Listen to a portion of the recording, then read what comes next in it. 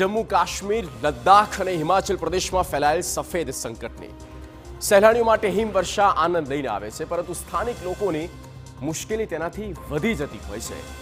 Manali Leh national highway number 3 પર દારચા સરચુ વચ્ચે જોરદાર હિમવર્ષા થઈ અને રસ્તા પર બરફ જમા થવાના કારણે આ માર્ગ વ્યવહાર માટે બંધ કરી દેવામાં આવ્યો. લાહોલથી સ્પીતિને જોડતો કોકસર લોસર રોડ પણ વાહન વ્યવહાર માટે બંધ કરી દેવામાં આવ્યો. જો કે દારચા શિંકુલા રોડ પર બંને બાજુથી સવારના 10 થી બપોરે 1 વાગ્યા સુધી વાહનોની અવરજવરનો સમય નક્કી કરવામાં આવ્યો છે. આ સમયગાળા દરમિયાન તમામ વાહન ચાલકોએ દારચામાં પોલીસ ચેકપોસ્ટમાં પોતાનું નામ, સરનામું રજીસ્ટર કરાવવાનું રહેશે, જેથી કટોકટીની સ્થિતિમાં પોલીસ ટીમ તેમની સુરક્ષા માટે સમયસર મદદે પહોંચી શકે.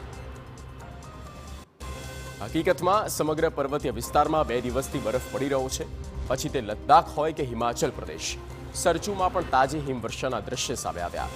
રોડ પર બરફ જમા થવાના કિસ્સામાં વાહનો લપસી જવાનો ભય રહે છે. આવી સ્થિતિમાં અકસ્માત થવાની સંભાવના રહે છે.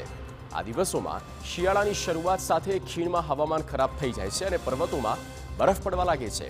તેથી તાજેતરમાં લાહોલ સ્પીતિ તંત્રએ ખીણના તમામ ટ્રેકિંગ માર્ગની મુલાકાત લેવા પર પ્રતિબંધ લાદ્યો છે.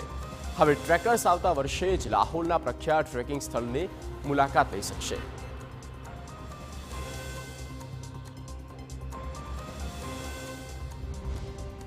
તો જમ્મુ કાશ્મીરના અનેક હિમ વિસ્તારમાં હિમવર્ષા જોવા મળી. પ્રવાસન સ્થળ ગુલમર્ગ, પહેલગામમાં પણ સિઝનની પ્રથમ હિમવર્ષા જોવા મળી, જેના કારણે તાપમાનમાં ઘટાડો થયો છે અને ઠંડીમાં વધારો. હવે પહાડો પર હિમવર્ષાની સીધી અસર મેદાની વિસ્તારો પર પડે છે. આવી સ્થિતિમાં માનવામાં આવે છે કે આગામી દિવસોમાં ઉત્તર ભારતમાં પણ ઠંડી વધવાની શક્યતા છે.